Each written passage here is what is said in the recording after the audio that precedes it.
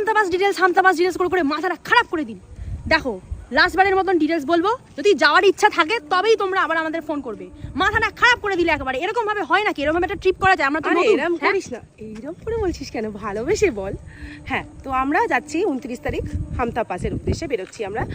আমাদের ট্রেন হচ্ছে হাওড়া থেকে রাতের বেলা, রাত্রির কটা নাগাদ ট্রেন জানি না, রাত 2 আয়। এবারে আপনারা চিন্তা করবেন না, ভালোবেসে বলবে প্লিজ, একটু ডিটেলসটা ভালোবেসে বলে দে।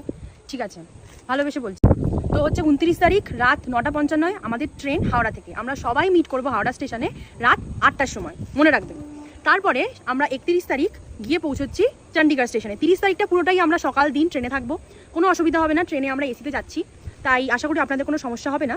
তারপর আমরা 31 তারিখ রাত 1-1:30 নাগাদ আমরা পৌঁছচ্ছি চণ্ডীগড়ে। চণ্ডীগড় থেকে আমরা বাস ধরছি মানালির উদ্দেশ্যে। সেটা হবে ভলভো সেমি স্লিপার বাস, তাই কোনো সমস্যা হবে না, রাতটা বাসেই ভালোভাবে ঘুমিয়ে নিতে পারবে।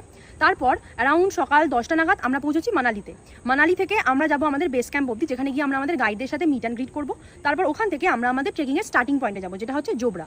তো জোবরা থেকে আমাদের আসল অ্যাডভেঞ্চারটা কিন্তু স্টার্ট হবে। জোবরা থেকে আমরা যাবো চিকার উদ্দেশ্যে। চিকাতে আমাদের হবে হচ্ছে সেদিনকার রাতের জন্য আমাদের ক্যাম্পটা চিকাতে থাকবে। তো জোবরা থেকে চিকা যাওয়ার পথে আমরা উডেন ব্রিজ, পাইন ফরেস্ট এগুলো ক্রস করে কিন্তু আমরা যাবো। 31 তারিখ রাত্রিবেলা চিকাতে স্টে করে পরের দিন সকালবেলা, যেটা হবে হচ্ছে 1 অগস্ট, সেদিনকে আমরা চিকা টু বালুকা ঘেরার উদ্দেশ্যে রওনা দেবো। সেদিনটা ট্রেকটা হবে মোটামুটি 5-6 ঘন্টার, সারাদিন ধরেই ট্রেক করতে হবে আর অনেক বেশি অ্যাডভেঞ্চার পাওয়া যাবে।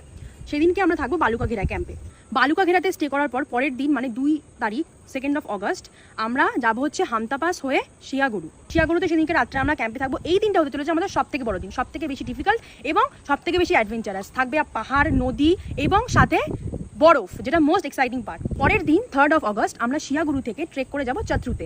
চত্রুতে আমরা ব্যাকপ্যাক রাখবো, খাবো, দিয়ে তারপরে আমরা ড্রাইভ করে যাবো হচ্ছে চন্দ্রতাল লেকে, যেটার জন্য সবাই খুব বেশি এক্সাইটেড। আবার চন্দ্রতাল লেক দেখে আমরা আমাদের ক্যাম্প সাইটে ফিরে আসবো, যেটা আছে চত্রুতে। তারপরের দিন 4 অগস্ট সকালবেলা আমাদের ট্রেকটা কিন্তু শেষ হয়ে যাবে। আমরা চত্রু থেকে গাড়ি করে অটল টানেল হয়ে ফিরছি হচ্ছে আমাদের মানালির বেস ক্যাম্পে।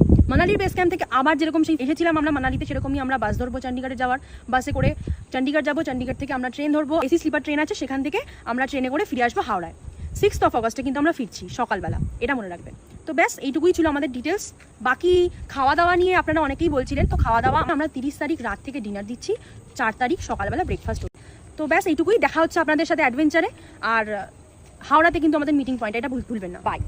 বাবা ভাই, তুই কত ভালো কথা বলতে শিখে গেছিস, ভেরি গুড, ভালোবেসে কথা বলতে শিখে গেছে। তো যাই হোক, আরেকটা ইনফরমেশন দেওয়া ছিল, সেটা হচ্ছে মাইকা ট্যুর কোনো রকম ট্যুর অ্যান্ড ট্রাভেলের কোম্পানি নয়। আমাদের এই বিষয়ে কোনো ব্যবসা নেই বা কোনো বিজনেস অর্গানাইজেশন। আমরা শুধুমাত্র একটা ট্রিপ অর্গানাইজ করতে চেয়েছিলাম, যাতে আমরা মাইকা ট্যুরের যারা সদস্য বা যারা ফ্যামিলি, তাদের সাথে আমরা নির্ভরশীল নয়। আমরা যত টাকা দিয়ে ট্রিপে যাচ্ছি, আপনারাও ঠিক তত টাকা দিয়ে ট্রিপে যাচ্ছেন। এখানে আমাদের কোনো এক্সট্রা প্রফিট বা কিছু নেই।